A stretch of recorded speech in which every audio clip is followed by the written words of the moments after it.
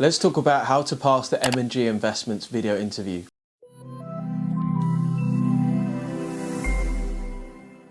What's up guys, it's Mike from Job English here with another video to help you get hired.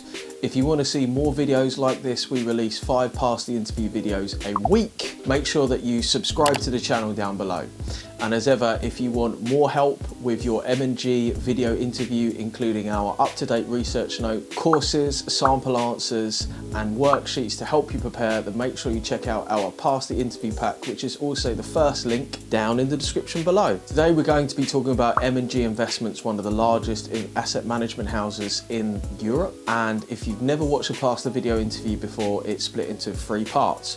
Part number 1, we talk about their recruitment process. Then we cover the most common questions that candidates reported being asked in the interview. And finally, some other questions which we found interesting, which we wanted to share with you and how I think about answering them. All of our research comes from publicly available sources based upon candidates' experience in 2022, which we are here to share with you. So let's start off by talking about M&G's recruitment process. Candidates reported the process lasting about 2 months. The initial application required a CV. The next stage was an online assessment, which involved psychometric testing and situational judgment testing, after which you're invited to a face-to-face interview. Little known fact about M&G's graduate program, they take less than 30 graduates a year last time I checked, so it is a highly competitive program. The face-to-face first interview, each interview lasts approximately an hour. There are around 5 questions, of which were example questions and then other questions including competency and interpersonal questions. Let's start off there again. So candidates reported different experiences with the first interview. Some reported a face-to-face interview lasting up to an hour. Others, which I suspect were the graduates, reported a video interview which contained 5 questions, which were a mixture of competency and motivational questions, where you had 2 minutes to think and 3 minutes to respond. The assessment centre involved a group activity which was tackling a case study. The case study activity looked at how you think, and then a 40-minute interview about skills and experience. So that's M&G's recruitment process summed up. Next off, let's look at the most common questions for M&G. We identified 5, which we felt were probably more than likely to come up in the video interview. So here are the 5 most common questions and how to think about answering them.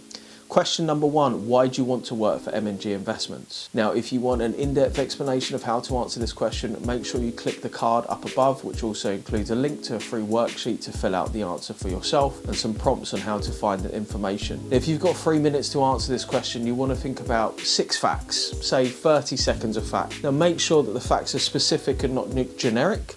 And I'm going to share one of the facts from our research note. So M&G as of June 2020 managed assets of over £270 billion in equities, multi-assets, fixed income real estate and cash for clients across Europe and Asia.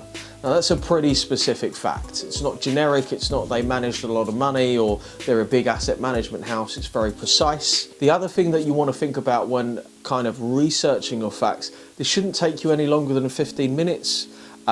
You could find out from their who we are, insights or press releases, which we link to on our research note, or you could just go and just research the company yourself. At least one of those facts, try to link it to some element of your personal experience, opinion, or your feelings. So why does this fact particularly resonate with you? Why is it important to you? Have you always had a passion for asset management? Do you really like the charitable work that they're doing? Do you like their diversity and social inclusion projects? Whatever it is, I feel that this kind of moves away from just simply reeling off a list of facts, which can sound and also feel a little bit boring if you're giving your answer. Question number 2, tell me about yourself. Again, for an in-depth explanation of how to answer this question and a free worksheet, make sure you click the card up above. Now, tell me about yourself, particularly if you're watching this and you've never had an interview before. Preparing for a personal introduction is a great place to start, and each personal introduction should have 6 parts. Part 1, what are you doing now? If you're a graduate, what are you studying, where are you studying? If you're a professional, what are you doing and where are you working? Part number 2, what have you done in the past 3 to 5 years? You could talk about a bachelor's degree, a master's degree, the last job that you did, the fact that you've been in this current job for 5 years. Part number 3, what would you like to do? So why do you want to work in asset management? Why do you want to work for M&G? This is just one short paragraph. Part number 4, what's your work experience? Do you have any work experience? What have you done? What relatable skills do you have which would make you good at the job? make sure you read the job description for the role that you're applying for and try and pick out 2 or 3 key skills that they're asking for and mention that in your work experience. Part number 5, anything that you've done outside of your academics. Are you part of a club or society or something just outside of academics and work? Part number 6, what are your skills and interests? Do you have coding skills? Do you speak other languages? What are your hobbies? And as a little bit of a bonus part, when you want to end your personal introduction, you could just reveal an interesting or fun fact about yourself that makes your audience go, huh, what's all that about? Why do you like that? What's something that you could almost give as a conversation starter? Just, you know, talking to someone and go, well, I actually really enjoy horseback riding as well. And like, oh, cool, what's that like? Question number 3, how would you deal with a tight deadline? So this is a competency-based question. You're going to want to use STAR, which is situation, task, action, result. Situation, where were you? When was it? Task, what did you have to do? In brief. Action, what were the things that you did to make sure you could carry out that task and also meet the competency that you're being tested on? And result, what was the thing that you did, that you achieved to show that this was a successful experience? So whenever you're asked a competency question, always think to yourself, what is the skill that is being tested in this question? How do you deal with a tight deadline? Well, to me, this is about time management and organizational skills. So how do you manage your time effectively? How did you ensure that you were organized? How did you make sure that you met the deadline? And a good way to think about this is like, well, what's the first thing that I did and the second and the third? Almost list it out by bullet points as single action. Well, I had a tight deadline with an essay I had to do within a week. I was really busy with my part-time job at McDonald's. I also had 10 hours of lessons I needed to go to, and I had a recital for the rock band that I'm part of. So what I did was, number 1, I diarised my schedule and what I had to do and what could be put on hold. The second thing is I planned out exactly what was needed for the essay and what timings were needed. The third thing, the fourth thing, the fifth thing. This is a really good way to think about how you organize stuff. Very often if people think about, particularly if you're a professional watching this video, you might think, well, I just completed the project or I just wrote out the spreadsheet. But when you break it down step by step, then you can really explain, well, actually I had to do these 7 things. I need to do X, Y, and Z. Almost like you're providing an instruction manual to somebody who you're training to do that task. Question number 4, what are your strengths and weaknesses? Now, if you had 3 minutes to answer this question, I would give 2 strengths and 1 weakness. The reason being is each of those strengths should be a skill that comes from the job description.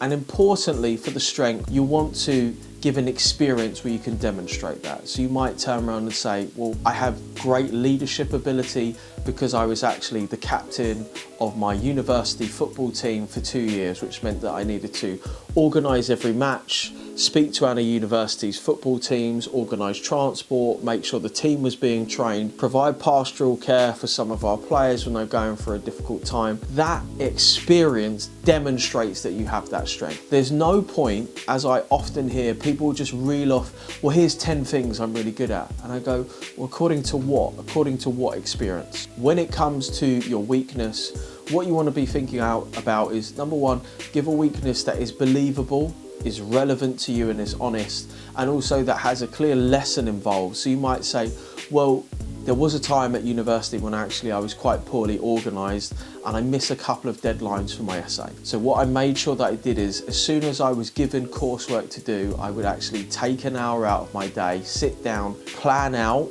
everything that I needed to do before that deadline, and put those chunks of time into my diary.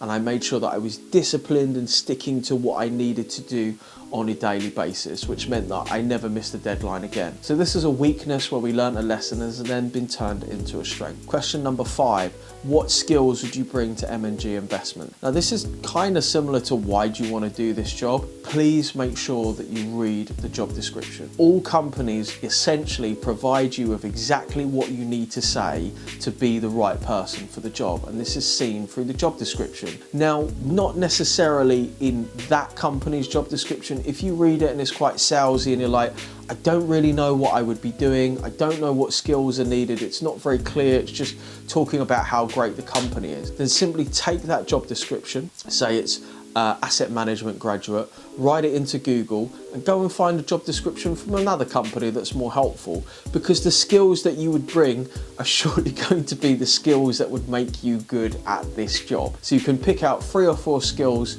make sure you provide the experience that you have to really clearly demonstrate that you would be great for this job. So here are 2 other questions that we came across which we quite liked. What previous work experience have you had? Now, if you've had no previous work experience, say you wanted to work in asset management, you might say, you know, I have traded in my spare time, I read Bloomberg, I read CNBC, I'm really interested in the financial news, I study finance. There are lots of different things that you can bring which may not necessarily be work experience related. Question number 2, talk about a time when you overcame a difficulty in a group environment. Overcoming a difficulty, this is really all about resolving a conflict. And what resolving a conflict means is basically, right, so I want to do a project about A and Steve wants to do a project about B. How do we resolve that? Well, resolving conflict is actually relatively simple, depending on the personality that you're dealing with. So the first thing that we're going to do is, well, I would talk to Steve and understand his point of view. So I want to do a project about acorns and Steve wants to do a project about almonds. Okay, Steve, well, why do you think that that would be a better project to do? I then try to explain my point of view and see if we can reach some form of compromise. Is there a way that we can do this where everybody kind of gets what it is that they want? Or perhaps I changed my point of view and I thought, do you know what, Steve, that's actually a great idea. I listen, I'm respectful, I try not to shame anybody, but also I don't just let it go just because I don't want to engage in a conflict with somebody. I kind of say, well, actually, this is an issue for me. I feel like I need to express myself and I want to be heard, even if I don't necessarily get my way or we don't do things in the way that I thought at the time is the right thing to do. Guys, I hope that you enjoyed this video about M&G investments. Let us know, how was the video? Was it helpful for you? Do you have an interview coming up? Is there any way that we can make these videos better and even more helpful for you? Wherever you are, whatever you're doing, I wish you the best of luck in your upcoming interview and I will see you later.